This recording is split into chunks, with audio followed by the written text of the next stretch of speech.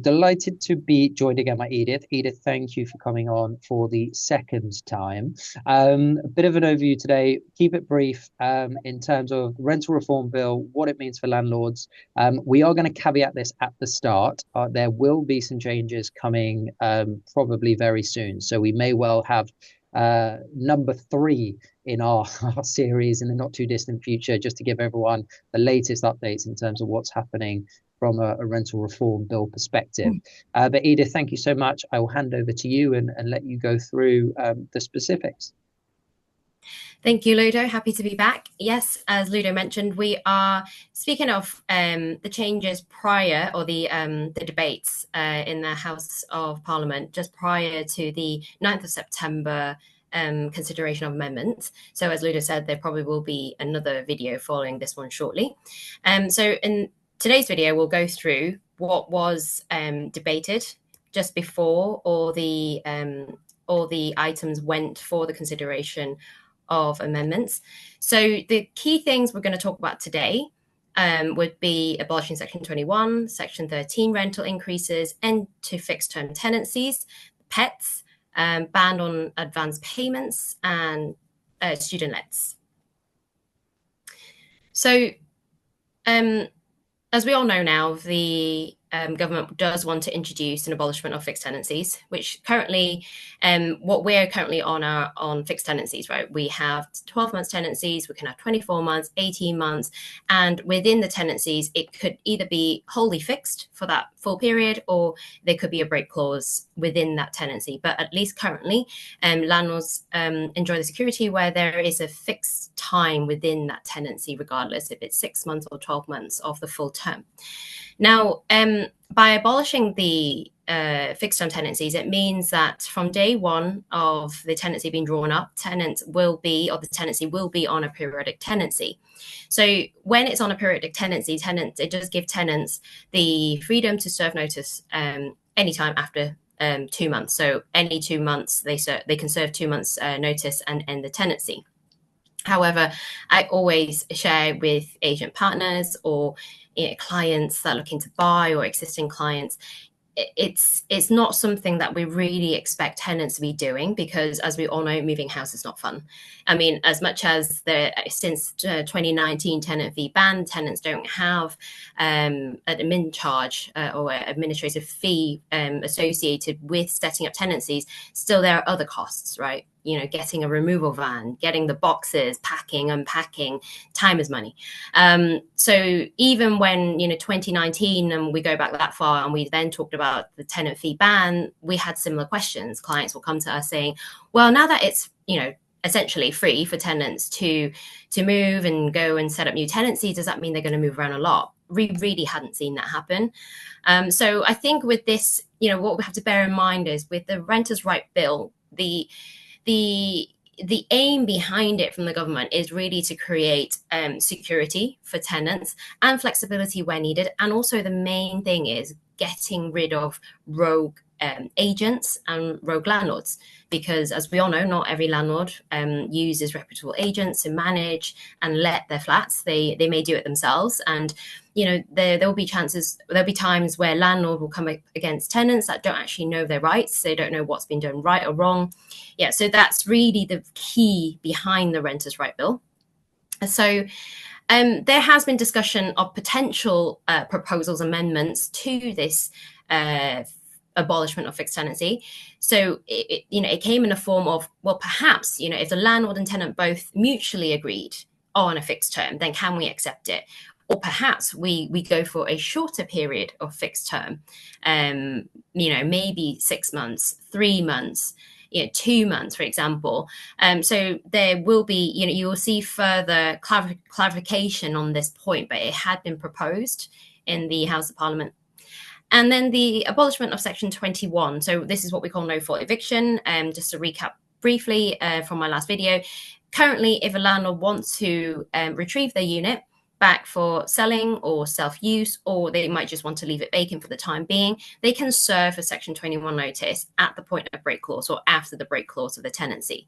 So Section 21 gives the tenants 2 months notice, and then they end the tenancy, and then they hand back everything. We do the checkout, etc. So the government does want to abolish that. And as per last time on this point, it meant that the notice period for landlords that want to take back the property will likely need to be longer.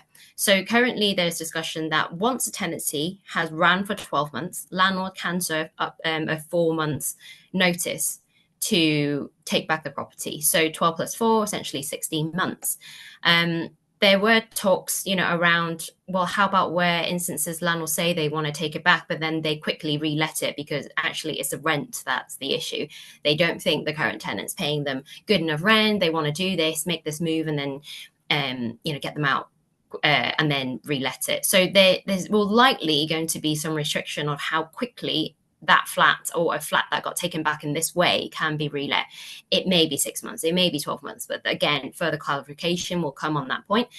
But at the end of the day, I say to clients, on paper or by law, it needs to be 12 months tenancy done and then 4 months notice. But there's nothing stopping a mutual agreement, right, between landlords and the tenant. We can always negotiate.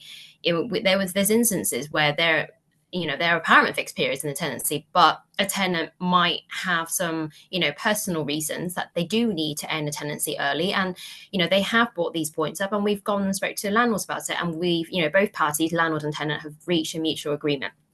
So again, I would add on this, we're probably looking at worst case scenarios. I'm just looking at some stats that we've pulled up previously. So tenants across the UK are spending longer in their rental accommodation, so they don't want to be moving, as you mentioned. The average tenancy length in England and Wales has now hit over 1,000 days, so 1,085 days, so basically 3 years. And that's up 20% in just the past year and 37% since 2021. So we are looking at this from a worst case situation, I suppose, but ultimately, from a bigger picture, the majority of tenants, as you said, want to stay in their property for as long as possible. And obviously, this whole bill is designed to make that whole process easier for tenants and ensure that, as you said, bad landlords aren't able to get away with having bad accommodations. Basically, if you buy something that is in good condition and look after it and keep it in check, then there will be no issues for your tenancy and your agreements.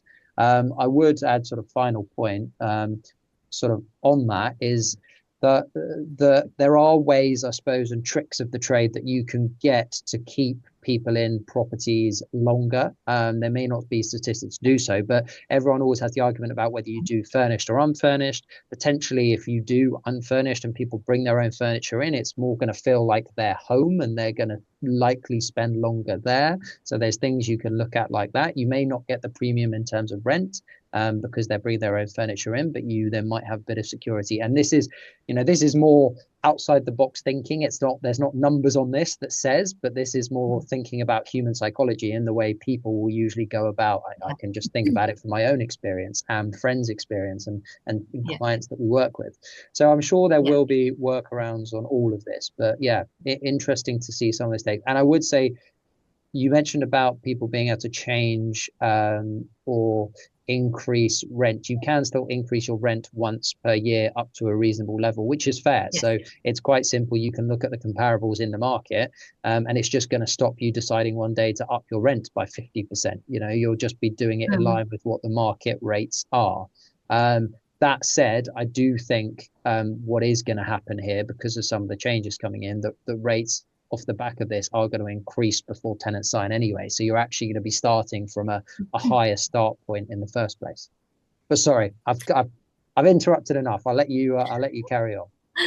No worries. I will speed past this slide. But on your point on furnishing, absolutely. That's why I always, when clients ask me, when they've come to me with the rental property, oh, what should I furnish it with? And I said, just the basic.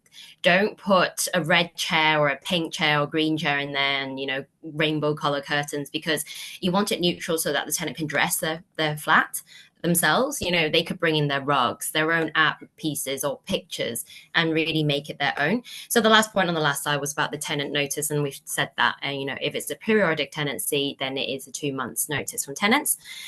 Limitation on rental increases. So there have been talks of this particular part, because as you mentioned just now, and previously when we did this series, or this video as part of the series, landlords really are concerned about, oh, can I increase my rent? Yes, the answer is yes. Section 13 rent increases allows, as you said, once per year.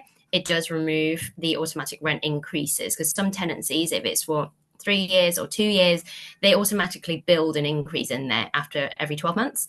So right now, it's removing that automatic rent increase, but you are still allowed to review once per year. However, tenant is also now allowed to appeal to independent tribunals should they feel the rental is unfair. But as I always say, when landlords, which are probably the majority of the clients that you and I deal with, who go through reputable agents, the rental increase is actually decided upon how the market is performing. So if a flat was renting at 2,500, and we can see a slight increase for that this year for whatever reason, maybe there were constructions last year, maybe it was really noisy, very dusty on the site, and now we can get 2,006 through to 2,650 for it. If a landlord comes along and go, well, I want 2,800, well, clearly that's not following the market. But when clients are taking the guidance of the letting team, they are actually protecting themselves as well, because they are going by market rate. There's nothing to appeal in that instance, or in those instances. So Amendment 33 then talks about what happens if a case goes to tribunal. So say on the 1st of September, we surface Section 13, we want that rental increase, and the rent is supposed to go up by £100 per month. And the tenant takes that to tribunal. So say the process takes 3 months. So by the time the whole process is done at the tribunal, and the tribunal does honour the rental increase, so they agree with the agent, agree with the landlord, there should be a rental increase there. What happens to that 3 months that's gone past? It actually allows the landlord to backdate. So you can see Amendment 34 allows a backdating of that rental increase to the date that Section 13 was served. So you will, if it takes 3 months to go through the whole tribunal, you will still get your £100 per month increase as set out in Section 13. We mentioned this before. The government wants to introduce private rented sector ombudsman to resolve disputes, but again, a lot of things we are waiting on for further clarification, and there will be a lot of secondary legislation that needs to come into play in order to support the overall renters' right bill becoming a legislation. And then pets. This is a big question. I think certain parts of the world, landlords are less tolerant of pets. I think are generally the Western society probably more inclined, to be accepting of pets, because a lot of, I suppose, family and my friends, they all have pets. The pets part, really, we've looked at there's amendment 53A that talks about removal of a pet insurance clause. But personally, I do feel, if the government really wants to increase landlords' acceptance of having pets in their let, something should be done here to kind of counter or offset what landlords that generally are not familiar maybe with pets' behavior, or what they believe might be lead to an increased wear and tear because of having the pets in place. The ground's still the same. The government wants the landlord only to object by reasonable grounds. And to be fair, at this moment in time, if you say absolutely reasonable ground would be if the head lead should say no pets are allowed. But as you and I know, a lot of the new developments these days, they do allow for pets. They are pet friendly. But I believe there will be further clarification on this point, and probably there will be some budge in terms of whether, pet insurance will be allowed. I think that probably would be something that would enable the landlords to oversee this point, because I've worked with landlords as well, where initially they said, no, I don't want to have a pet. But then when the tenant comes back and say, well, if I offer X amount, a little bit more on top of the rent, just to allow for that wear and tear, would you accept then? And, most landlords have been, okay, fine. And then, we put in clauses such as any damages caused by the presence of pets, obviously is liable for the tenants, but then any stains, any extra cleaning, steam cleaning involved, that's because of issues caused by the pet, the tenant will cover that also. And we specifically add those clauses in.